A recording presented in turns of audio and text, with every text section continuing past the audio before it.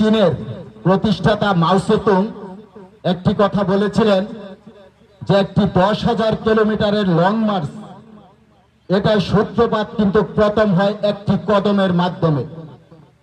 তেমনি মাদক এই আমাদের দক্ষিণ পূর্ব এশিয়ার মধ্যে বাংলাদেশ, ভারত এবং পাকিস্তানে একটি ভয়াবহ অবস্থা ধারণ করেছে।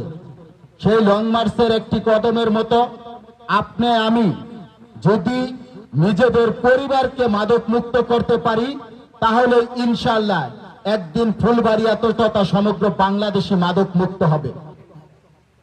একটি জিনিস আমাদের লক্ষ্য করা উচিত, আপনার ফুলবাড়িয়া থানাতে সর্বোচ্চ পুলিশ আছে বা আপনার সর্বোচ্চ হতে পারে হয়তো 60-70 জন, 12 কম। আমাদের এলাকায় ভোটারই আছে 5 লাখ, জনসংখ্যা প্রায় বোধহয় 10 লাখের